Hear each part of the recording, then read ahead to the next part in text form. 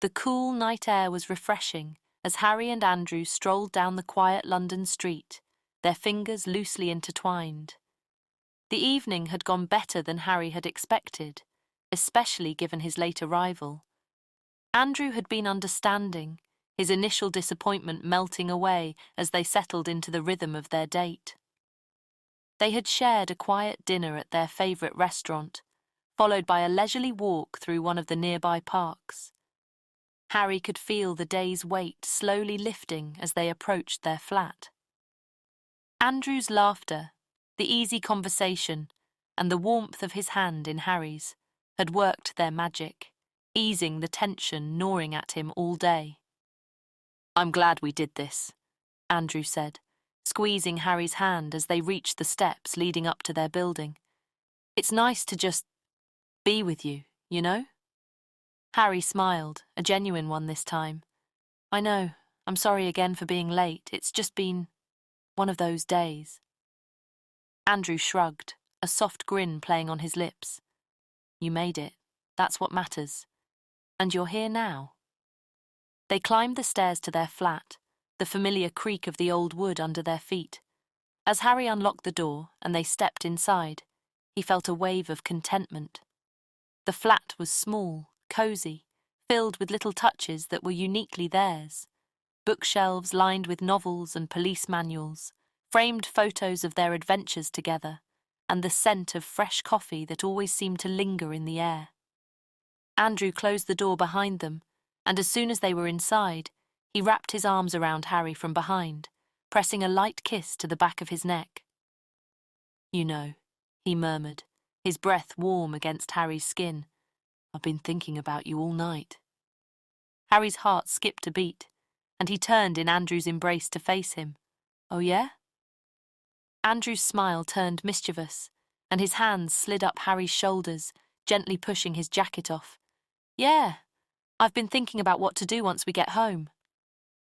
Harry swallowed, feeling a familiar tension start to build in his chest. He knew where this was heading, and while some of him wanted to give in, another part, a quieter, more anxious part, hesitated. But Andrew wasn't deterred. He leaned in, capturing Harry's lips in a slow, deliberate kiss, his hands already working on the buttons of Harry's shirt. The kiss was soft at first, gentle and coaxing, but the heat rose as Harry felt Andrew's body pressing against his. Harry's resolve wavered, and he tried to pull back, though not very convincingly. We should probably—" "Shh," Andrew whispered against his lips, one hand sliding up to cup Harry's head, pulling him closer. "You've been stressed all day. Let me help you relax." Harry's mind was spinning, the last remnants of his resistance slipping away as Andrew's kisses became more insistent. He could feel the tension melting from his muscles, replaced by a different kind of heat he had been trying to ignore all evening. "Andrew," Harry breathed, his voice low and tinged with desire but also with a trace of hesitation. But Andrew silenced him with another kiss, this one deeper, more urgent, and Harry felt something inside him snap. The weight of the day, the worries about Charlie, the guilt of keeping secrets faded as he gave in to the moment, Andrew's touch, and how their bodies fit perfectly. The next few minutes were a blur of heated kisses, hurried movements, and the soft rustle of clothes being discarded. Harry's shirt hit the floor first, followed by Andrew's, their lips never breaking contact. Andrew's hands were everywhere, skimming over Harry's chest, trailing down his back, pulling him impossibly closer. By the time they stumbled into the bedroom, Harry had lost all pretense of resistance. He was caught up in the rush of sensation, the way Andrew's hands and lips seemed to know exactly where to touch, where to kiss, where to linger. They tumbled onto the bed, and Harry felt a surge of desire course through him as Andrew pinned him down, his eyes dark with want. They just looked at each other for a moment, their breaths coming in quick, shallow gasps. Andrew kissed him again, hard and fast, and Harry could do nothing but hold on as they both gave in to the need that had been simmering between them all night. What followed was a blur of pleasure, of whispered names and soft moans, of bodies moving together in a perfect, familiar rhythm. Harry's mind went blissfully blank, and all that mattered was the man in his arms, the feel of Andrew's skin against his, and the way their movements became increasingly urgent until finally, with a shared gasp, they both found their release.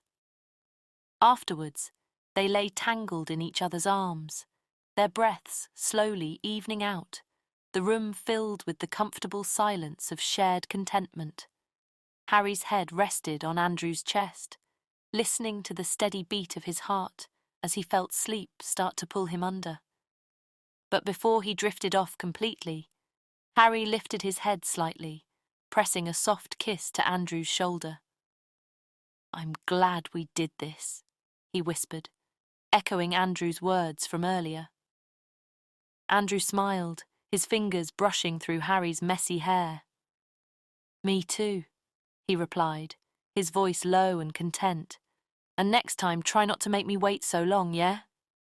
Harry chuckled softly, already feeling the pull of sleep. "I'll do my best." And with that, he let his eyes close, feeling a sense of peace settle over him. Whatever challenges tomorrow might bring, tonight, at least, he could forget about them.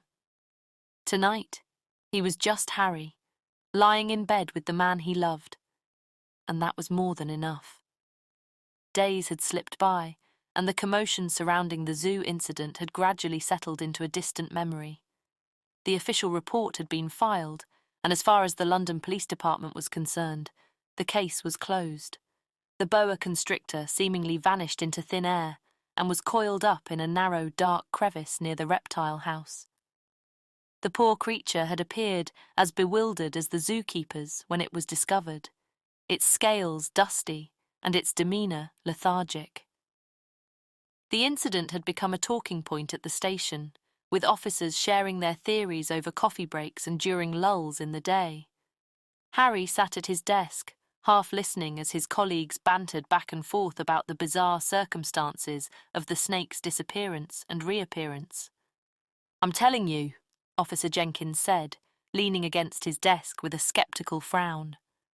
"Those wizards must be behind this. You know, the ones everyone's been whispering about. It's too weird to be just a coincidence." "Wizards," Officer Thompson echoed, his tone light with mockery as he sipped his coffee. "Come on, Jenkins. Next, you'll be telling us it was aliens, or maybe the boa had an invisibility cloak." Jenkins crossed his arms, not backing down. "Laugh all you want, but I'm serious. There's been talk, you know, about strange things happening, unexplained stuff. Who's to say this wasn't one of those, what do they call it, magical accidents?" Thompson chuckled, shaking his head. "Or maybe it's just what the report says, a simple case of a snake getting loose and hiding somewhere dark. You're giving those wizards, if they even exist, way too much credit." Across the room, a few other officers chimed in, some agreeing with Thompson's mundane explanation, while others humoured Jenkins's more fantastical theory. The debate continued, growing more animated as each officer tried to outdo the other with wild ideas. Harry sat silently, his focus seemingly on the report before him, but his mind was elsewhere. He knew better than anyone that Jenkins's theory wasn't as far-fetched as it sounded. The wizarding world had always been good at keeping itself hidden, but accidents did happen. And when they did, it often fell to people like Harry to help clean up the mess, ensuring the muggles were none the wiser. He tapped his pen against the desk, his thoughts drifting back to his conversation with Charlie at the Leaky Cauldron. The mention of someone intentionally revealing magic to muggles had set Harry on edge, and the incident at the zoo had done nothing to ease his concerns. The boa's disappearance, followed by its strange reappearance, had all the hallmarks of a magical mishap. But without concrete proof, it remained just a suspicion that Harry couldn't share with his colleagues. A voice broke into his thoughts, pulling him back to the present. "What do you think, Harry?" Jenkins asked, his tone curious. "You were there when they found the snake." What's your take on it? Harry looked up, schooling his expression into one of mild disinterest. I think it's exactly what the report says, he replied, his voice even. The snake got out, got lost, and was eventually found. Simple as that. Jenkins frowned, hoping for a more exciting response, but Harry didn't indulge him. Come on, Potter, don't you think it's a bit odd, the timing of it all? Harry shrugged, keeping his tone nonchalant. Strange things happen all the time. Doesn't mean there's anything more to it. Thompson grinned, giving Jenkins a friendly pat on the back. See? Even Harry agrees with me. Nothing magical about it, just a case of bad luck and a slippery snake. The conversation shifted back to more mundane topics, and Harry felt relief as the attention moved away from him. But inwardly his thoughts continued to churn. He knew that Charlie was right to be concerned, and he couldn't shake the feeling that the zoo incident was just the tip of the iceberg. As the day wore on, Harry kept up his usual routine, but his mind remained preoccupied with the undercurrents of magic that seemed to be bubbling beneath the surface of the Muggle world. He made a mental note to check in with Charlie later to see if he had uncovered any more information about the mysterious wizard who had supposedly exposed their world to Muggles. For now, though, Harry knew he had to keep up appearances. In the eyes of his colleagues, he was just another police officer doing his job and following the rules. But deep down, he was always watching, always listening, ready to step in if the delicate balance between the magical and non-magical worlds was ever threatened again. And if that meant playing along with the Muggle explanations and keeping his true thoughts to himself, then so be it. After all, Harry had spent most of his life walking that fine line between two worlds. What was one more carefully crafted lie in the name of keeping the peace?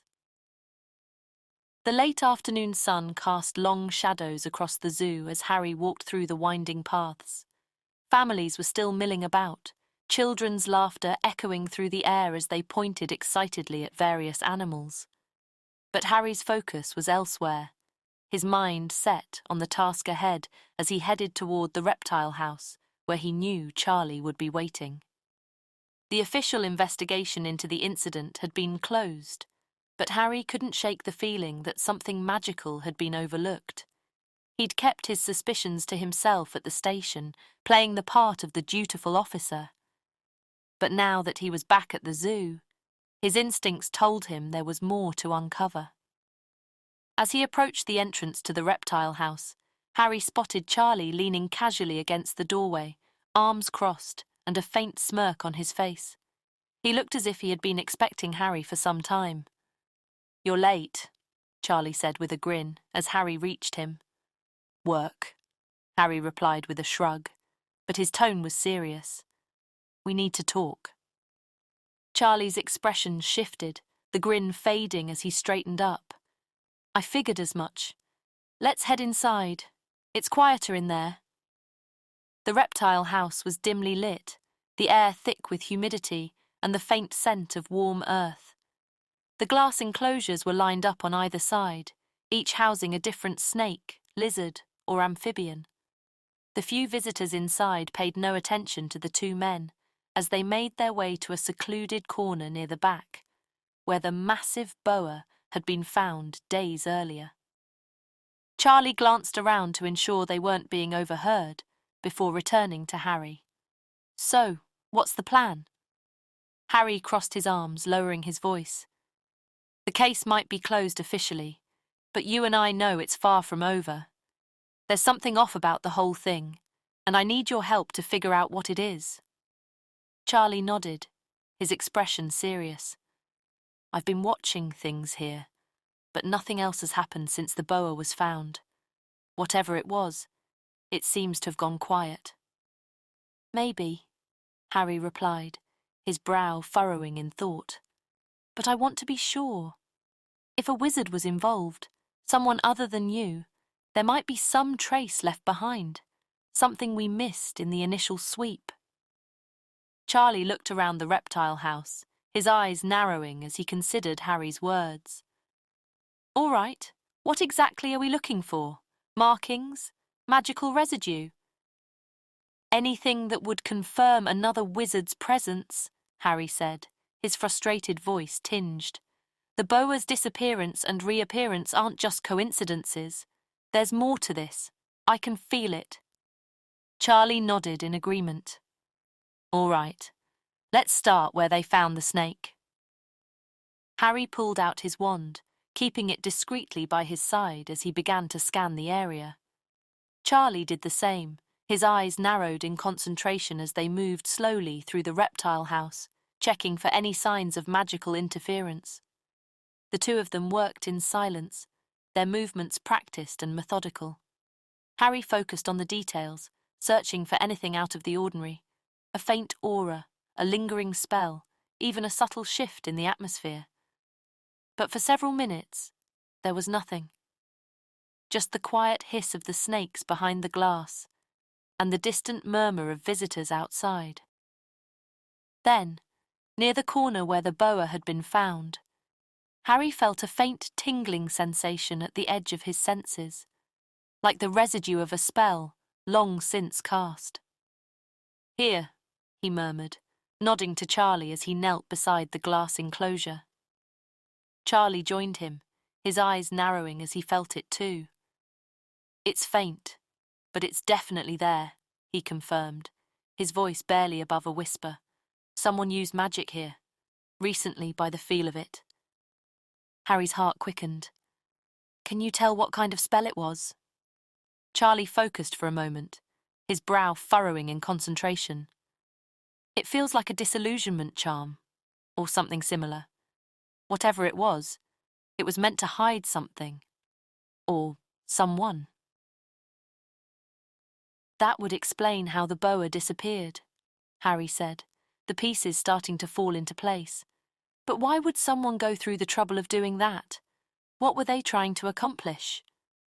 Charlie shook his head, his expression grim. "That's the question, isn't it? And if they're using charms like this in a public place, there's no telling what else they're capable of, or their intentions." Harry felt a knot of unease tighten in his stomach. The idea of a rogue wizard operating brazenly in the Muggle world was deeply troubling. "We need to find out who did this and why, but without any more solid leads." Charlie placed a hand on Harry's shoulder, offering a reassuring squeeze. "We'll figure it out. We always do. But we must be careful. If this wizard deliberately hides their tracks, they won't want us finding them." Harry nodded, appreciating Charlie's steady presence. "You're right. We'll need to approach this carefully, keep it off the radar, but we must find out who's behind this before something worse happens." Charlie gave him a firm nod. "I'll keep digging on my end, see if I can find anything else. You keep your eyes and ears open at the station. We'll catch them, Harry. Whoever they are, they won't get away with this." Harry stood up, his resolve hardening. "Thanks, Charlie. I'll be in touch." As they returned to the entrance, Harry couldn't shake the feeling that they were only scratching the surface of something much more significant. The zoo incident might have been just the beginning, and if they didn't act fast, the consequences could be far more severe. With a final nod to Charlie, Harry left the reptile house and headed back into the bustling zoo, his mind already racing with the next steps. The case was far from over, and Harry wouldn't rest this time until he uncovered the truth, no matter what it took.